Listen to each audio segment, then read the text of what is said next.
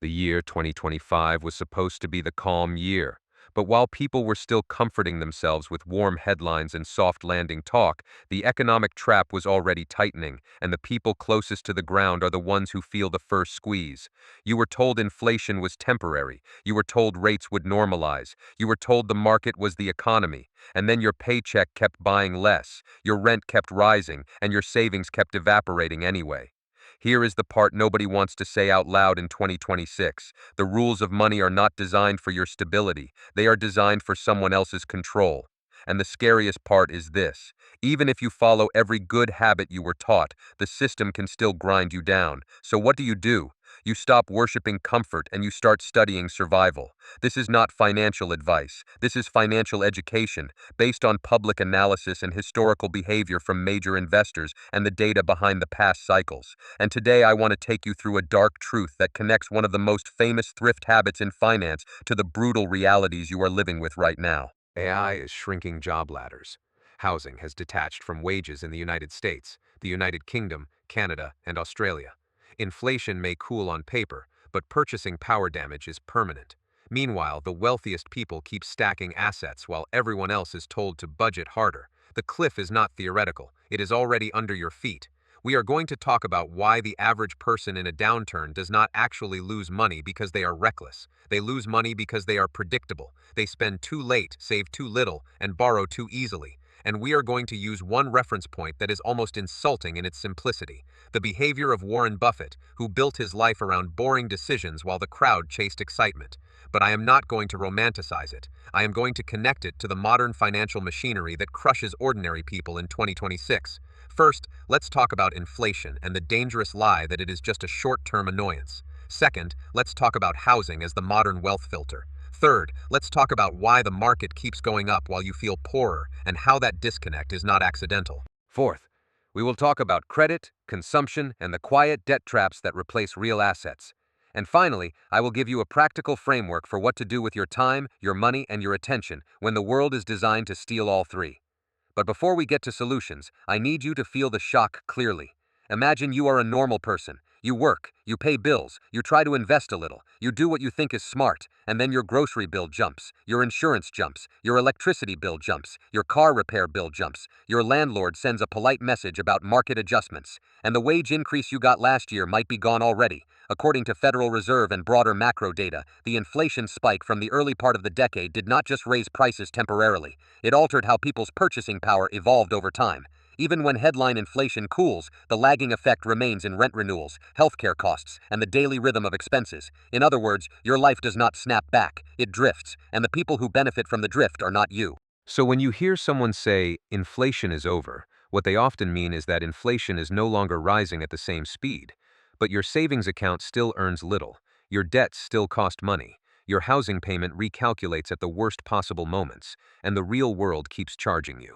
The temperature can drop, but the burn is still on your skin. Now here is where the dark truth kicks in. In 2025, many economists focused on the macro headline. Meanwhile, the actual mechanism of danger showed up in the mundane parts of life. When costs rise, people without buffers get forced to change behavior. They cut food, they delay medical care, they start borrowing just to keep the lights on. That is how economic downturn becomes personal trauma. And the most brutal part is that ordinary people misread the signals. They assume the market is a moral system. They assume if the numbers stabilize, their life will stabilize. But wealth inequality behaves differently. During times of financial stress, asset owners get protected by leverage, by pricing power, by institutional access, and by the ability to hold through volatility. Meanwhile, you are not protected. You are exposed. Let's take a story that seems too small to be relevant, and then I will show you how it connects to the big picture. Warren Buffett has been famous for his thrift. He famously described simple meals and a routine that looked almost childish compared to the luxury lifestyle of many billionaires. For a man who could probably fund a personal chef and a full production studio of gourmet meals, he treated food like a cost he refused to glamorize. Now, if you think that is only about taste, you are missing the point. In a high-inflation environment, your lifestyle becomes a battlefield. Every decision you make at the grocery store is a vote for your future stress level. Not because food is the biggest expense, but because food is where people start losing discipline first. When pressure rises, people stop thinking about consistency and start thinking about relief. And relief purchases usually have one feature in common. They are expensive relative to your long-term security. Buffett's habit was not health optimization as a brand, it was self-control as a strategy. He avoided unnecessary spending, he used discounts, and he did not let social pressure push him into higher fixed costs. In 2026, the audience is not eating at the same places, and the bills look different. But the psychological mechanism is identical. When the economy tightens, the person who can say no to comfort wins the right to make better decisions later. And this matters more than ever because AI disruption has changed the job market in a way that makes time feel unstable. In many industries, the middle class is getting hollowed out faster than people predicted. Not just by automation, but by acceleration. AI can draft code, AI can process paperwork, AI can do first-round analysis. And companies do not need as many people to do the same work. That is why learn to code from the early decade feels like a joke now, because AI writes code too. People who used to climb through repetitive roles now get replaced or downgraded, and the survival skill is not motivation, it is financial resilience. So here is the cliffhanger you need to understand before you hear more. Resilience is not a moral trait, resilience is an engineering outcome. It is built by design choices that protect cash flow, reduce commitments you cannot cancel, and prevent your life from becoming hostage to monthly payments. Buffett's thrift is not cute, it is cash flow protection dressed up as simplicity. But that leads to the next dark truth, housing. If you want to understand how the modern financial system punishes ordinary people, look at housing affordability. In the United States, the United Kingdom, Canada, and Australia, home prices rose in ways that detached from wages. Even when interest rates shift, the structural mismatch remains. People did not just lose a good buying opportunity, they lost a relationship between income and shelter costs. Many families now treat renting as permanent, not temporary. And renting is not neutral, renting is a wealth tax. Every month you pay rent is money that does not build equity unless you happen to be in a rare situation where your landlord's decisions are unusually favorable and the market timing aligns perfectly. For most people, rent behaves like a conveyor belt moving money upward to asset owners. And the conveyor belt does not stop because you are tired. Now let's connect it back to the Buffett mindset. Buffett's life is famous for being modest relative to his wealth. He has been associated with the idea that you do not need a huge house to have a secure life. But again, I am not telling you to copy him. I am telling you to understand what the mindset does. When your spending is lower, your ability to absorb shocks increases. When your housing commitment is manageable, you can survive a job loss. When you avoid lifestyle inflation, you can reduce the number of monthly obligations that force you to sell investments at the worst possible time. During stress, the person with fewer fixed costs gets to wait. The person with higher fixed costs gets to panic. And here is where the window gets smaller. Retirement systems are not designed for normal lifespans anymore. Social Security in the United States faces long-term funding pressure. Many occupational pensions are underfunded. The retirement age gets pushed later, and even then the benefit might be weaker than promised. Aging populations across developed countries increase pressure on tax systems and on public budgets. So when people say, just save for retirement, they are quietly ignoring that the path is now longer and more expensive, not just financially but operationally. Now imagine you are 50 and your rent rises again and your job is at risk because AI has changed your role and your health insurance costs are creeping up and your employer stops matching contributions. Saving becomes less about future freedom and more about staying afloat. And that is when people lose their minds and start chasing risky ideas. Which brings us to the stock market and the disconnect you feel. Every time markets hit record highs, your stress does not magically disappear. Instead, you feel like the world is mocking you. You are paying more for everything and you still see investors celebrating. So why does that disconnect happen? Because the stock market is not a living wage system, it is a valuation machine. It prices future cash flows for companies and increasingly it prices expectations of growth. If you work in the service economy, your paycheck is not directly benefiting from those valuations. If you own assets through retirement accounts or brokerage accounts, you might benefit from the market. If you do not, you watch someone else's portfolio rise while your personal balance sheet collapses. In 2026, this disconnect is magnified by wealth concentration. The top 1% owns more wealth than ever, and they do not just own it in theory. They own it in instruments that can gain value even when daily life feels worse. Meanwhile, you are told to stay diversified, which is good advice in theory, but it does not solve the real issue of income insecurity. Diversification does not protect you from the fact that you might need cash tomorrow. And now we reach a mechanism that feels like conspiracy even though it is just finance. The central bank response to inflation is not costless. When the Federal Reserve raises rates, borrowing costs increase across the economy. That hits households through mortgages, car loans, credit cards, and the general cost of doing business for employers. Higher rates can reduce inflation pressure, yes, but the time lag in the transmission mechanism can punish households first. It is not just inflation went down, it is credit got expensive and you pay the bill. When rates are high, asset owners often benefit because they already have assets. They can hold and wait while others are forced to sell. They may also invest strategically using institutional credit and access to markets you do not see. When rates stabilize, you still do not get your old purchasing power back. Your life adjusted upward in costs. Your income did not adjust upward at the same speed, so you feel the gap every day. Now let's talk about debt and spending, because this is where most people get trapped. There is a specific lie that feels comforting. I will save later, or I deserve this, or I can always pay it off. That lie is useful to marketers and lenders because it turns future income into present consumption. In the past, credit cards became a tool for flexibility. In 2026, credit is often a tool for survival. People use it when wage growth cannot keep up with prices. They finance necessities. They also finance status. And then they get hit by interest rates, late fees, and the slow compounding of minimum payments. This is why thrift is not a personality trait. It is a risk management tool. Cutting unnecessary expenses is not about being cheap. It is about reducing your exposure to the next shock. It is about not giving lenders a reason to turn your life into a payment plan. Buffett's approach included paying attention to small costs. He did not behave like someone who was hunting bargains every second of the day.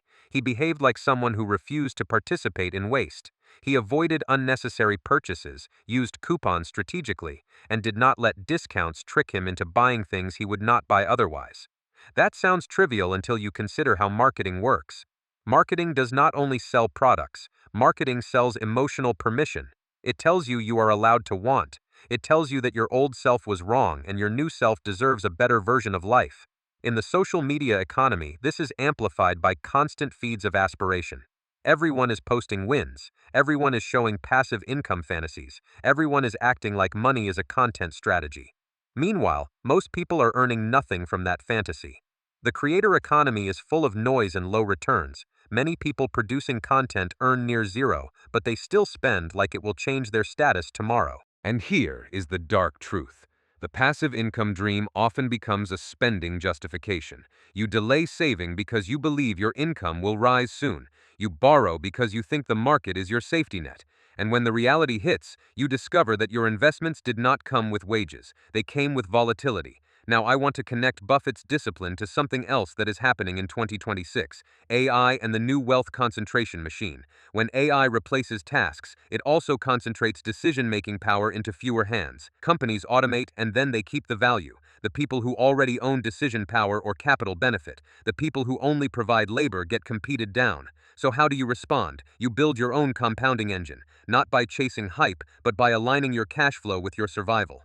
Buffett's method is boring enough to be effective. Spend less than you earn, avoid needless debt, invest in what you understand, and do not panic when markets move. And yes, this includes the idea that you should be extremely cautious with leverage. Leverage is gasoline on fire. It can magnify gains in perfect conditions. But when conditions shift even slightly, leverage converts uncertainty into ruin. Buffett has long been associated with caution around debt and the psychological trap of volatility. If you use leverage to invest, you are not just taking market risk, you are taking forced decision risk. When the market dips, you might be forced to sell at the worst moment, not because your long-term thesis failed, but because your lender wants their money. This matters now because many financial products in 2026 encourage people to take invisible risk. Options, leveraged ETFs, certain crypto structures, and even some high-yield offers all teach the same lesson. You can get attractive numbers until you hit the wrong day, and when the wrong day comes, your losses become real and immediate. That leads into crypto, which promised independence from traditional banks. In 2017 and 2018, the story sounded like freedom. In 2026, the story is more complicated. Institutional players have acquired massive positions, exchanges operate with compliance and custody, and regulation shapes the market. Retail investors often get squeezed by spreads, listing cycles, and liquidity constraints. I am not going to claim a single narrative about crypto, but I will say this clearly. The average person should treat speculative assets as gambling, not as retirement planning. If you cannot hold through drawdowns without panic selling, then you do not have an investment strategy. You have an emotion schedule. Now let's go deeper into something you may recognize from your own life: the feeling of working hard and still falling behind. In 2026, many people are not just anxious because of inflation, they are anxious because the labor system itself is changing. AI tools increase productivity for some workers, but they also reduce the number of workers needed for the same output. That means the market rewards capital and automation, not loyalty. So the person who works harder might still lose, not because they are lazy, because productivity gains are not evenly distributed. Companies can raise margins while wages stagnate. Meanwhile, costs keep rising through housing, insurance, and healthcare. When people feel powerless, they reach for control through consumption. They buy the new phone, they buy the new car, they upgrade the lifestyle. They think it will fix the psychological pain, but it creates financial pain that lasts longer than the mood boost. This is why the Buffett style matters. He did not solve his problems by buying things. He solved them by changing his relationship with risk. He lived simply relative to his means. He treated luxury as optional rather than mandatory, and he structured his life so that a market downturn would not require him to abandon long-term principles. Now let's return to a specific theme in the transcript that many people skip over because it sounds too personal: the schedule, the reading, the prioritization, the mental discipline.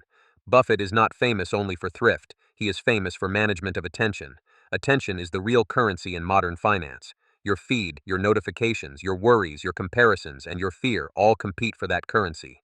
In 2026, attention is under attack. AI content farms can generate endless persuasion, algorithms can push you toward outrage and toward purchases, and financial anxiety makes you more vulnerable because stress reduces your patience. You start seeking shortcuts. You start believing you have less time than you truly have.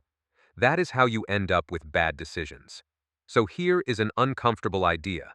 Your most expensive mistake might not be an investment. It might be how you spend your day. If your day is fragmented, your money plan will be fragmented too. You will keep reacting to news instead of thinking. You will keep adjusting strategy based on emotions instead of facts. Buffett's approach, influenced by Charlie Munger, emphasizes focus and delayed action. It is not a motivational slogan, it is a structural advantage. If you spend most of your mental energy chasing noise, you cannot build the patience required for long-term investing or long-term wealth building. Now, in 2026, long-term wealth building faces a brutal challenge: retirement timelines. People are pushed to work longer while costs remain high. That means you might not have the luxury of someday. Your timeline is tighter. But the solution does not require hustle, it requires focus. You can hear it like this: if you cannot clearly identify your top priorities, you will accidentally choose priorities that others sell to you. And marketers are always selling. Banks are always offering credit. Platforms are always pushing you to impulse. Governments can increase costs. Insurers can raise rates. Weather can destabilize costs and migration patterns. Climate-driven economic disruptions are not distant anymore. They influence insurance markets collapsing in certain areas, and they influence where people can afford to live. When the environment changes, your financial plan must adapt. But adaptation requires clarity, not chaos. Now let's talk about the buying things to feel safe habit, because that is how people respond when the future feels uncertain. Many households treat purchases as emotional insurance. They buy more cars, they buy more gadgets, they buy more subscriptions, they buy the upgrade they saw online. But that does not create safety. It creates obligations, and obligations are what the system takes first during downturns. So what does it mean to avoid the trap? It means you reduce fixed costs. It means you keep your lifestyle flexible. It means you do not commit to payments you cannot cancel. It means you build an emergency buffer before you start treating risk assets like your savings account. And here is where I want to be careful and honest. Emergency buffers are boring. The internet is not sexy about emergency buffers. But the internet has been lying to you about what matters. Your emergency fund is not a luxury. It is your ability to think clearly when the market panics or when a job ends. If you cannot pay your bills for several months without selling investments, then you do not own the future. You are renting it from creditors. Now I want to bring in another uncomfortable detail: the idea that buying assets is how you preserve value in inflation. That sounds good until you remember that assets come in categories. Some assets generate income. Some assets only generate price movement. Some assets are priced like dreams and later collapse when reality arrives. In the value investing framework, assets that produce income are fundamentally different from assets that are only symbols. A house can be either a home expense or an asset, depending on how it functions. A house you live in is not producing income. It is producing consumption and shelter value. A house you rent out might produce cash flow. A business that produces profit might generate income. But if you buy everything on loans without cash flow, you are building a debt treadmill. Many people call real estate an asset. It can be. But if your mortgage payment drains your monthly cash flow, then it behaves like a liability. It is not a moral judgment, it is cash flow math. In inflationary periods, interest rates can raise your payment, and your cash flow can become negative. That is how asset wealth turns into stress wealth. So when you hear someone say, buy property, it always goes up, that statement